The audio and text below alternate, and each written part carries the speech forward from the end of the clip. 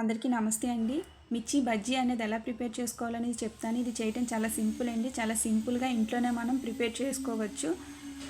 చాలా క్రిస్పీగా, చాలా స్పైసీగా ఉంటుంది. ఈవినింగ్ స్నాక్స్కి అనేది ఇది బెస్ట్ అని మనం చెప్పొచ్చు. మీకు ఈ వీడియో కనుక నచ్చితే లైక్ చేయండి, షేర్ చేయండి, సబ్స్క్రైబ్ చేయండి.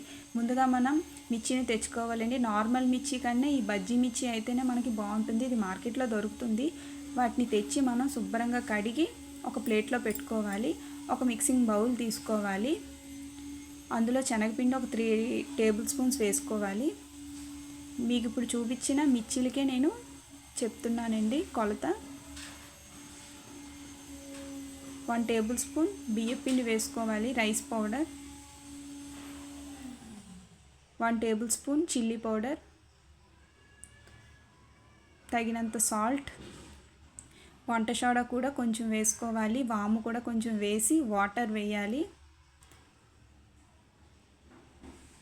బాగా స్మూత్గా కలుపుకోవాలి.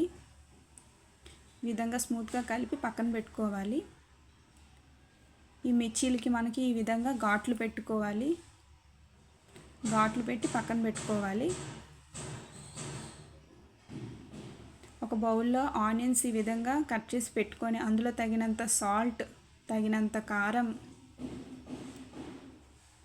లెమన్ డ్రాప్స్ ఒక 6 వేసి కలిపి పక్కన పెట్టుకోవాలి.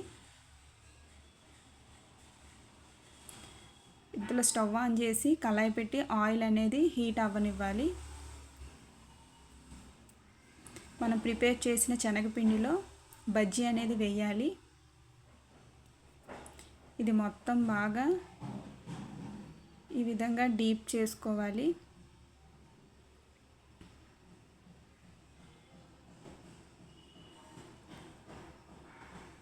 ఆయిల్ అనేది హీట్ అయ్యాక ఇది వేసుకోవాలి. కొంచెం వేగాక తీసి పక్కన పెట్టుకుంటే ఎంతో టేస్టీ మిరపకాయ బజ్జీ అనేది ప్రిపేర్ అయిపోయినట్టే. ఇది చాలా బాగుంటుందండి. మీరు కూడా ట్రై చేయండి.